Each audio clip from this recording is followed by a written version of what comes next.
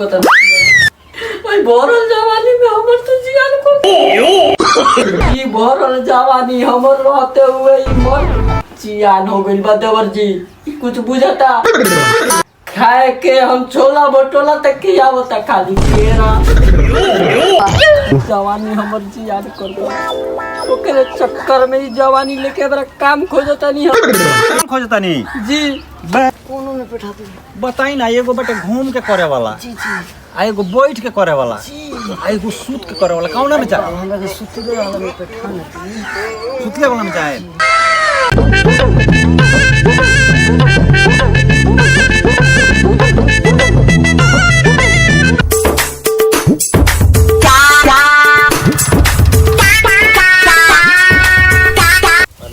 खुशी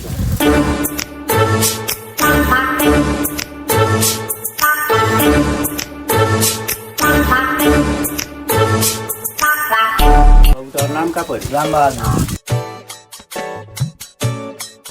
कई क्लास में पढ़ले बड़ 12 ले चाले भी छोड़ दे बड़ जानी चल चौपस पढ़ अजेंट साहब प्रणाम। प्रणाम प्रणाम बैठी बैठी हम तो सोचनी सरवा अगुवाई बाटी सरवा तो एजेंट आइल बा अजेंट साहब हयो लाइक एक विदेश पठाओ ये क्या हुआ है बहु तंग है नहीं को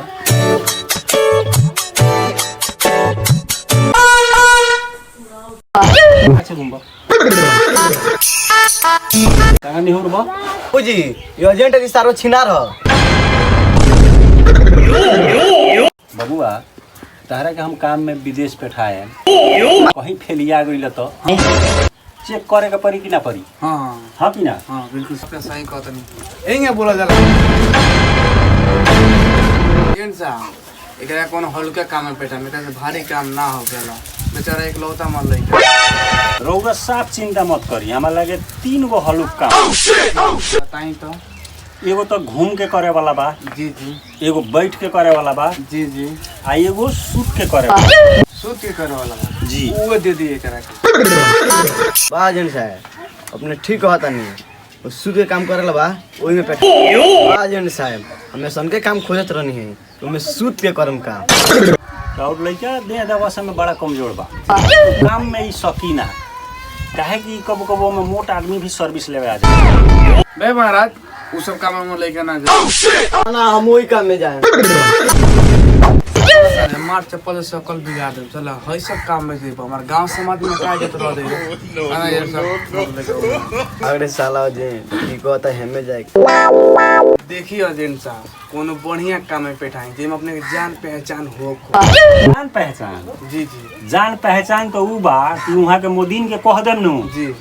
यहाँ बैठे के बा यहाँ बैठी वहाँ उठे के बा तो वहाँ उठी सिफ्टी में हगे के बा तो सिफ्टी में हगी सिफ्टी के बाहर हगे के बा तो सिफ्टी के रो बताइए अपने गांव में कोई गो घर बा 500 घर होई रोज 1000 गोड़ा के हम पे 500-600 खाली जनाना औरत के जितना भी बा सबके पेट सुनो चलो हमारे संग चल हम अपने के लड़किया के पेठा देता नहीं वापस ना आई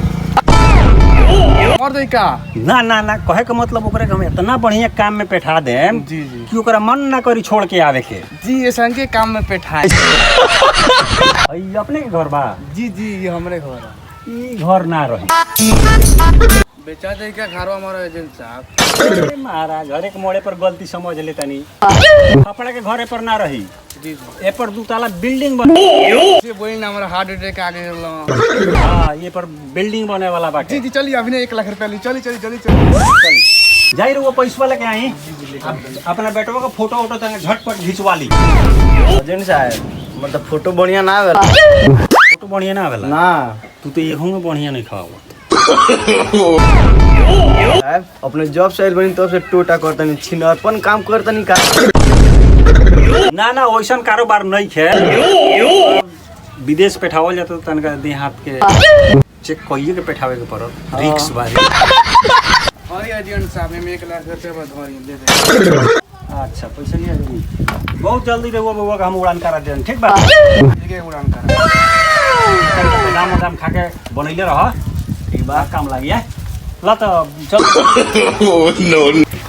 मारे कर बहन के भाई गाड़ी कौन लिया कि खड़िया तले हाँ हेलो फरिंदर जी जी एजेंट साहब प्रणाम जी प्रणाम प्रणाम जी कहत रहनी है राउर वीसा आ गई बा हाँ तो कहत रहनी है बाकी के 50,000 रुपया बा जौन दे देती तो 5 दिन में उड़ान करा दे देखी ना एजेंट साहब पैसा के बड़ा दिक्कत बा भाई पैसा के दिक्कत बा का हो गइल बा पैसा के पेट झरता कि बुखार लागिल बा एजेंट साहब वही जन जाके पैसा भेजा देम त ना होई अच्छा तो काहे ना होई हमो दोसर काम में बैठा देम त ना हो जाई ना ना ना ना रुकिए हम पैसा के व्यवस्था करते हैं नो नो कहाँ बाड़ू हो हमा में तो हमार गाँव फाट गइल खेत में तू बैठ के का करतारू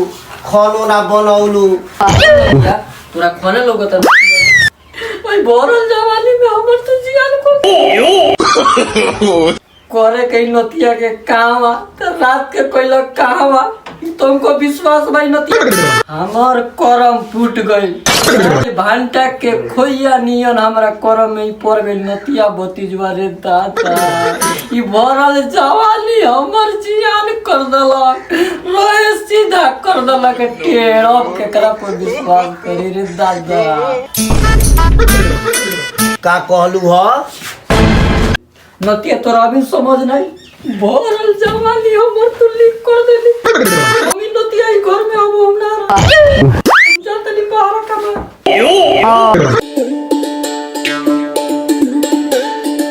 हम ई घर में अब हम ना मान जा मान जा बा हमर छोलनी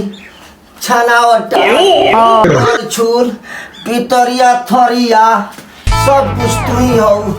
बाप रे बाप तू चल जाइबू तो हम क्या गई रहे हो दादा मान जा मान जा मान जा हट वाला मना लो भैया मोदी के मना लो आई बाप रे बाप मान जा आई मान जा मन जाओ भौजी ई नतिया ई घर में अब हमर गुजारा ना चली देव अब हमरा कमाए के पड़ी हई नतिया बैठ के खा जातनी के रहू के गेहूं काटन धान काटन ई भरल जवानी हमर रहते हुए ई मन चियान हो गइल बा देवर जी ई कुछ बुझता खाए के हम छोला भटोला तक के आवता खाली केरा ये कुछ समझ आवता कोनी लियावे के पेड़ा ती खाली रात के आवता अपन केरा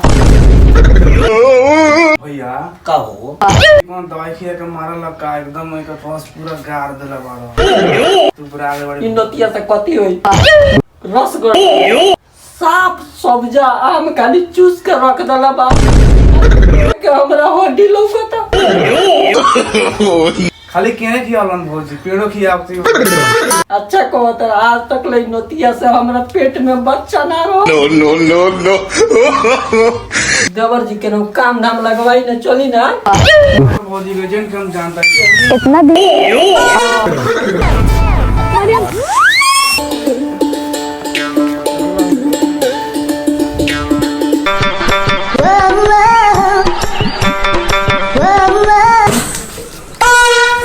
अपनो देवर जी बाइन तो उगे ढांचा का बानी अपन गांव के लोग का कोई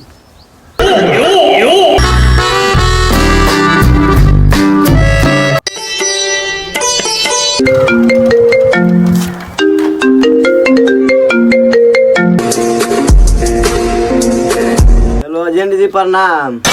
हाँ हेलो प्रणाम प्रणाम 1 लाख रुपया लगे गई रहनी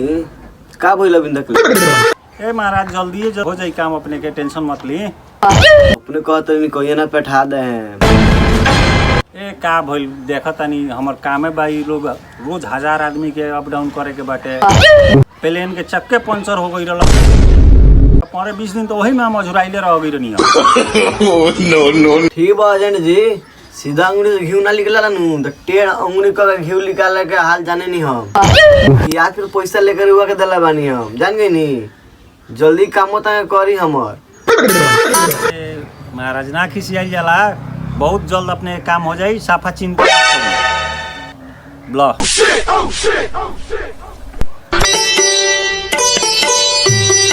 घामा में हम केने जाई काम खोजे।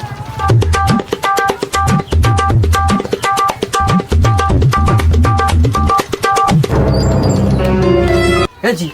हमारी काहे अपने आँख मोर नहीं? हम कहाँ आँख मरनी है जे कहाँ अकेले ही घाम में निकलल बानी। अपन दुख अपने से हम का कही, मरद बा बुढ़वा भंटा नहीं, जवानी हमर जियान कर दो, ओकरे चक्कर में ही जवानी लेके बड़ा काम खोजता नहीं हम। काम खोजता नहीं जी बे महाराज, तब तो अपने आगे बनी बहुत बढ़िया जगह। कौन काम करे नहीं सर? हम माने हमर कामे बाल लेके बैठावे, लेके बैठावे वाला पैसा लेके बैठावे वाला। हम ए। एजेंट बानी, विदेश बैठावे नी। जी हमरो के बैठा न दी। विदेश जाम रहुरा जी जी जी जाम तो हम अपने के तो 5 मिनट में उड़ा दे हम 5 मिनट में मतलब कि फ्लाइट करा दे हम 5 जी। मिनट में।